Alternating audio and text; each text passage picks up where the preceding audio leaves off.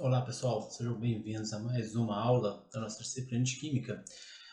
Então hoje, dando continuidade, né, na aula anterior nós fizemos uma pequena introdução sobre ligações químicas, né, falei um pouco sobre a regra do octeto e essa então necessidade, né, dos elementos interagirem para formar substâncias moléculas, até porque se os átomos não interagissem, né, entre si ou com outros elementos, a gente não conheceria, não existiria matéria sólida no universo, né? Seria apenas gás, seria um amontoado de átomos, de elementos diferentes dispersos no universo, formando nuvens, né, gasosas.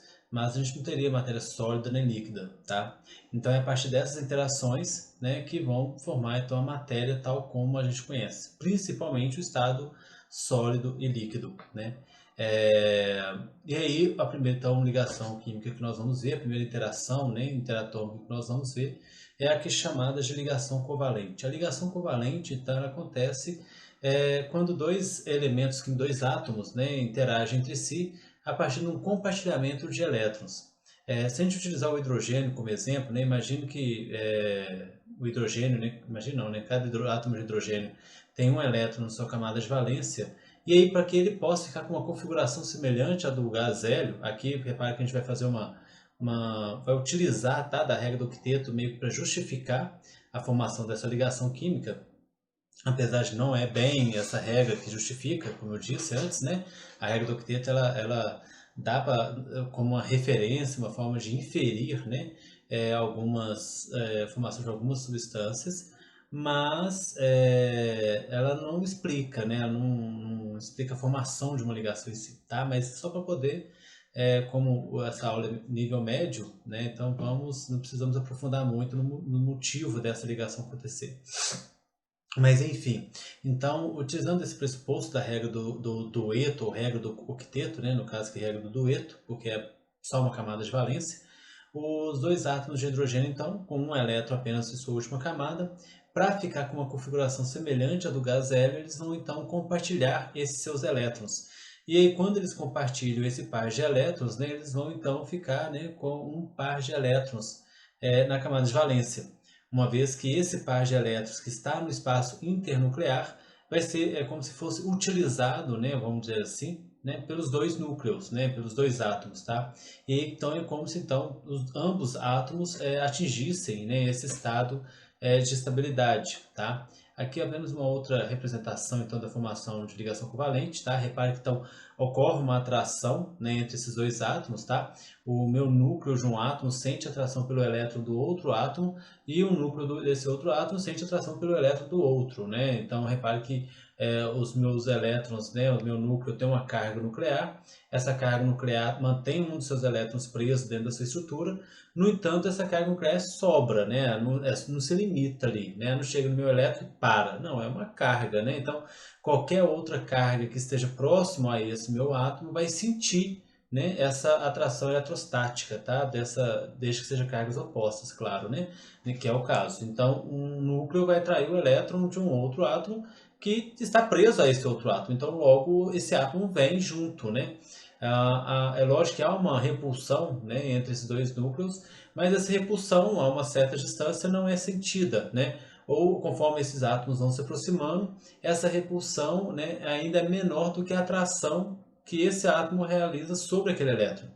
Até que chega a uma certa distância, né, ideal, vamos dizer assim, em que esses dois núcleos conseguem permanecer a uma distância de equilíbrio, que não é nem próximo demais para se repelir, o suficiente para se separar, mas também não é longe demais, de forma que não separe o par de elétrons, né?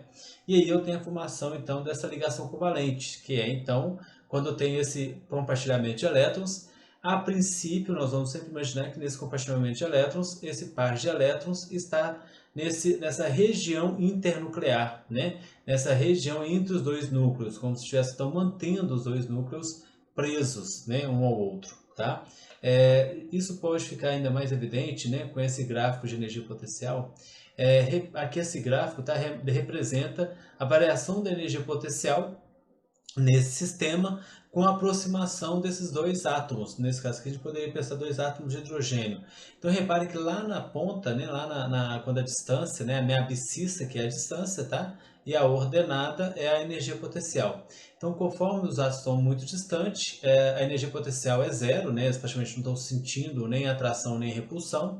Conforme eles se aproximam, a minha energia potencial vai diminuir, porque eu estou começando a sentir a atração, né? Estou começando o que está prevalecendo ali é a energia de atração entre eles, né? Um núcleo atraindo um elétron do outro átomo, é o núcleo de um átomo, né? Atraindo um elétron do outro átomo, e aí conforme eles vão se aproximando, então eles chegam, né, no mínimo de energia potencial, né? Que é aquele poço que eu tenho ali, né? Então aquele poço ali é o mínimo dessa a quantidade máxima, né, ou mínima de energia potencial gerada pela essa atração entre entre os dois núcleos com os respectivos elétrons. É lógico que se esses átomos continuarem a se aproximar demais, a minha energia potencial aumenta, né, de forma exponencial. Por isso, então, que eles não vão se aproximar muito, né? Eles vão se aproximar até uma certa distância e aí eles ficam, e param, né? E ficam oscilando. Lógico que tem uma pequena oscilação, né? Mas, né, não se aproximam muito e nem se afastam demais, tá? E ficam ali, tão presos nessa oscilação que vai existir nessa interação entre eles. E aí é estabelecer então o que eles chamam de ligação covalente, tá? E aí essa energia, né, essa quantidade de redução da energia potencial mostrada aqui no meu gráfico é liberada para o meio. Então repare que sempre que eu formo uma ligação química é liberada energia para o meio. Se é liberada energia para o meio, ou seja, eu tenho um processo que a gente chama de processo exotérmico, né, que libera energia, né, que libera energia na forma de calor, por exemplo, eu tenho a formação de um estado menos energético, né, porque se liberou energia, quer dizer que ele virou algo com menos energia do que ele tinha antes. Então quer dizer que sempre que libera, e sempre que eu tenho, quanto menos energético é o meu sistema, mais estável ele está, né? É mais difícil dele sair daquela forma. Então repare que se há uma liberação de energia para formar algo menos energético, logo esse produto gerado, né, que é ali aquela molécula, né, aquele composto formado, aquele estado, né, formado pela união daqueles átomos, é mais estável do que os átomos isolados, né? Inclusive, você pode ver aqui no gráfico, né? Eles isolados, eles têm energia potencial zero. Eles junto, formando uma ligação covalente, têm uma energia potencial negativa, tá? E essa diferença, então, de energia, tá? É o que é liberado. E é o que nós vamos chamar também de energia de ligação, tá? Quanto maior for essa energia liberada, mais estável é aquela ligação, e mais forte é essa ligação, né? Mais difícil de ser quebrada, tá?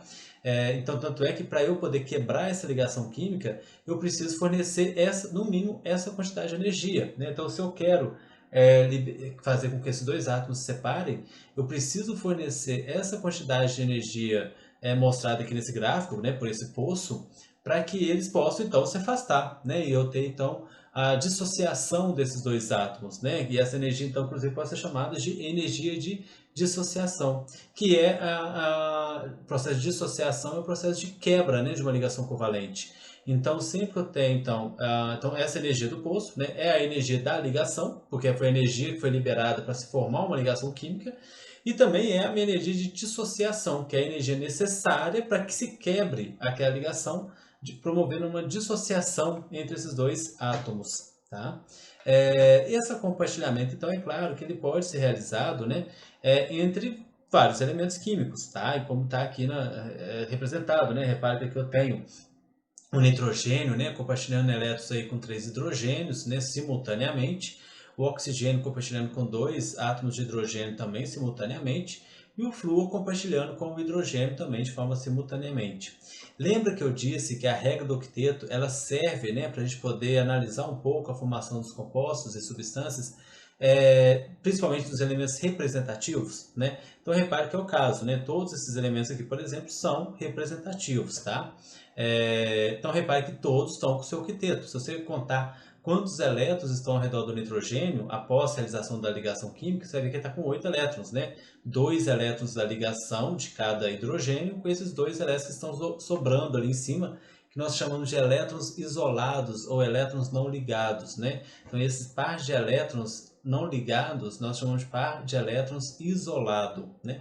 Então repare que o nitrogênio tem 2, 4, 6, 8 elétrons e os hidrogênios, cada um, 2 elétrons, né? Lembrando que o hidrogênio vai buscar uma configuração semelhante ao gás hélio.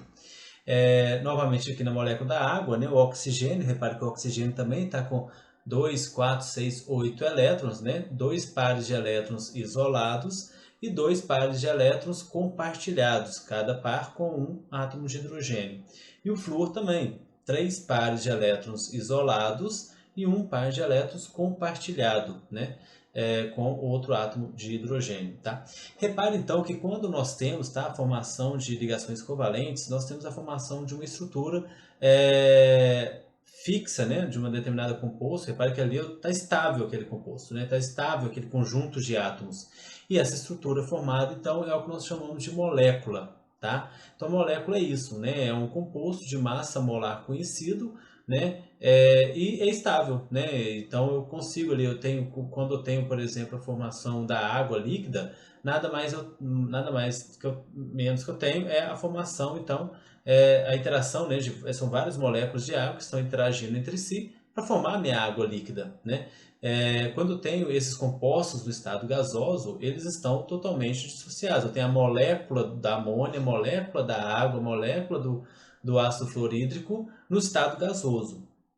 Né? Para eu poder quebrar essa ligação, eu preciso fornecer aquela energia de dissociação. Né? Então, quando eu passo a amônia do estado líquido para o gasoso, eu não estou quebrando ligações químicas, tá? Eu estou separando as moléculas que estavam unidas formando aquele líquido. Mesmo caso da água. Eu tenho água líquida, eu tenho moléculas de água que estão unidas. Mas se eu forneço ali, né, uma energia suficiente para promover uma ebulição dessa minha água, da minha água em estado líquido, eu passo para o estado gasoso, que é apenas separação da minha molécula. Né? Eu não quebro ligação química. Para eu quebrar ligação, como eu falei, né, eu preciso fornecer uma energia muito maior, que é chamada de energia de dissociação. Tá? Além disso, né, nós podemos representar essas moléculas, essas estruturas formadas de formas diferentes, né? Que é o que nós chamamos de tipos de fórmulas. Então, aqui tem 3 exemplos, tá? Eu tenho aqui embaixo essa representação em pequena, é o que a gente chama de fórmula molecular. É uma fórmula mais conhecida, né? Porque é mais comum, inclusive nós já discutimos ela um pouco lá atrás, no início do ano letivo. Mas essa fórmula molecular, repare que ela simplesmente representa os elementos químicos que compõem aquela minha substância, né, ou aquele meu composto, e a quantidade de átomos que eu tenho em cada molécula, né, por molécula daquele composto. Então, por exemplo, ali o H2, né, o gás hidrogênio, cada molécula do gás hidrogênio é formada por 2 átomos de hidrogênio, então a fórmula molecular é H2. O enxofre, né, são 2 átomos de enxofre, então S2, e o gás hidrogênio, 2 átomos de nitrogênio, N2. Cuidado para não confundir fórmula molar com fórmula molecular. Fórmula, né, ou uma coisa molar, né, algo de um mol daquele composto. Né? Então aqui não existe fórmula molar, tá? Não existe esse termo. Existe fórmula molecular, que é a fórmula, então, daquela molécula. Tá? Aproveitar, né, essa representação. Tá. E aí, além da fórmula molecular, né, nós temos também a estrutura de Lewis, né, ou a fórmula de Lewis, tá? Que ou fórmula eletrônica, que é quando eu represento os meus elementos químicos, os átomos, né, que compõem aquela minha substância, né, e os elétrons dessa substância. Tanto os elétrons compartilhados quanto os não compartilhados. Então, repare que lá no hidrogênio, né, eu tenho a representação dos 2 átomos de hidrogênio, pelo seu símbolo químico, né, pelo elemento químico, representação, né, simbólica do elemento, do hidrogênio, e o par de elétrons entre os 2. E aí, o fato desse par de elétrons ser representado entre os 2 já me diz que esse par de elétrons é que é responsável por essa ligação química. Tá? No caso do enxofre, repare, eu tenho 2 pares de elétrons que estão entre os 2 enxofres, entre os 2 átomos. Por quê? Porque é necessário que eles compartilhem 2 elétrons, ou um par de elétrons, né, de cada um, para completar o octeto deles. Né? O enxofre ele tem 6 elétrons de valência, e aí repare que quando ele faz, né, esse compartilhamento, então ele precisa compartilhar 2 elétrons, para chegar a 8 elétrons de valência, né, a 8 elétrons na sua estrutura. 2, 4, 6, 8, isso, né? 2, 4, 6, 8. inclusive aqui está errado, né?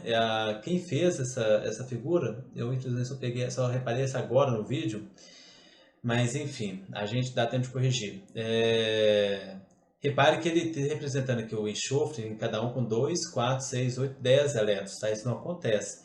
Um desses pares de elétrons do enxofre está sobrando, né? Então, um desses pares isolados de cada um desses enxofres não existe, tá ok? Estão sobrando ali nessa representação, ela está errada. Mas enfim, mas o enxofre ele realmente precisa compartilhar dois pares de elétrons um com o outro, tá? Porque cada um tem 6 elétrons, né, na última camada. Para que eles cheguem a 8, eles precisam que um outro átomo compartilhe 2 elétrons com ele. E esse outro átomo só vai compartilhar 2 elétrons com ele se ele também compartilhar 2 com esse outro átomo de enxofre, tá? Por isso, então, né, eu vou ter aqui 2 pares de elétrons em espaço internuclear. Então, mais uma vez, os elétrons compartilhados estão representados sempre no espaço internuclear. Os outros elétrons não. O nitrogênio aqui está correta a representação, né? Repare que eu tenho 3 pares de elétrons no espaço internuclear. O nitrogênio tem 5 elétrons de valência. Então, para ele chegar à regra do octeto, né, atingir os 8 elétrons da camada de valência, ele precisa de mais 3 elétrons. Então, para isso, ele vai ter que compartilhar 3 elétrons, né, com outro nitrogênio, e esse nitrogênio compartilhar com ele também 3 elétrons. E assim, cada um completar o seu octeto. Nesse caso, então, 3 pares de elétrons sendo compartilhados no espaço internuclear e um par de elétrons isolados em cada um dos nitrogênios. Aproveitar também para mostrar que, repare então, que nós vamos ter, tá, mais um tipo de, eu posso ter, né, mais de um par de elétrons sendo compartilhado. E quando eu tenho mais de um par de elétrons compartilhado, eu preciso então dar um nome, né, diferente para esse tipo de ligação, tá? Quando eu tenho um par de elétrons sendo compartilhado, a gente chama de ligação covalente simples, né? 2 pares de elétrons sendo compartilhados, a gente chama de ligação covalente dupla. E 3 pares de elétrons sendo compartilhado, ligação covalente tripla. E esse é o máximo, tá? A gente não consegue fazer mais do que 3 ligações entre 2 átomos, tá? Entre os mesmos 2 átomos, né? Um átomo consegue fazer mais do que 3 ligações, mas com o mesmo átomo, no máximo 3. Como está aqui, que é o que a gente chama de ligação tripla, tá? Aqui mais uma representação, né, das fórmulas. Então, repare que eu tenho a fórmula eletrônica, né, ou estrutura de Lewis, tá? Que é quando eu represento os elementos químicos e os elétrons, tanto compartilhados quanto não compartilhados. Fórmula estrutural, que é quando eu represento, então, e a fórmula molecular que tem embaixo, que a gente já discutiu lá atrás, e a fórmula estrutural. A fórmula estrutural eu ainda não tinha explicado, né? A fórmula estrutural é quando eu represento os pares de elétrons por um traço, né? Então, sempre que eu tenho um par de elétrons, eu vou lá e coloco um traço. É comum representar apenas os pares de elétrons da ligação química, tá? E aí eu coloco aqui os pares de elétrons da ligação química por um traço. Nesse caso aqui ele não representou os outros elétrons, mas eu poderia representar os 2 elétrons nessa estrutura aqui também, continuaria sendo estrutura de Lewis, e poderia ainda representar os pares de elétrons isolados por um traço também. Eu poderia colocar aqui mais 3 traços ao redor de cada um desses cloro, né? Sendo cada traço um par de elétron. Isso é chamado então de fórmula estrutural. A fórmula eletrônica me mostra os elementos e os elétrons envolvidos na ligação e os não envolvidos na ligação, né, os elétrons isolados. A fórmula molecular, os elementos e quantos desses elementos tenho naquela estrutura molecular. E a fórmula estrutural me mostra as ligações químicas apenas, né? Me mostra os elementos químicos e as ligações que estão acontecendo. Aqui, mais uma representação, tá? Então, repare, isso aqui eu não achei uma figura melhor, tá, pessoal? Mas eu sou meio, não gosto, né? E acho, na verdade é errado, é inadequado a gente representar ligações químicas com esse círculo envolvendo os elétrons, tá? Porque quando a gente representa esse círculo envolvendo os elétrons, dá a entender que esses elétrons estão isolados dos elementos químicos, e não é o que acontece. O par de elétrons está no espaço internuclear, então eu não tenho nada que separe esses elétrons dos elementos, tá? E quando a gente faz essa referência, é uma representação inadequada. Mas, para a gente poder entender aqui, não ia ter tanto problema. Mas separa então que aqui fórmula eletrônica, né, ou estrutura de Lewis, tá? Esse da coluna à esquerda, e à direita eu tenho as fórmulas estruturais ou as fórmulas planas, né? Estruturais planas, né? Ou simplesmente fórmulas estruturais. Então, olha lá, cloro com cloro, um tracinho, oxigênio com oxigênio, 2 traços, que são 2 pares de elétrons na ligação, né? Ligação dupla. Nitrogênio, 3 traços, né? Uma ligação tripla. A água, um oxigênio com um traço para cada lado, né? Porque eu tenho um par de elétrons com cada hidrogênio. O dióxido de carbono, uma ligação dupla com cada oxigênio e a minha amônia, uma ligação simples com cada hidrogênio, ok? Pessoal, não vou dar uma pausa aqui, tá? Eu vou dar uma encerrada nesse vídeo e eu faço um outro vídeo continuando a matéria, porque senão o vídeo vai ficar muito extenso, tá? Até daqui a pouco.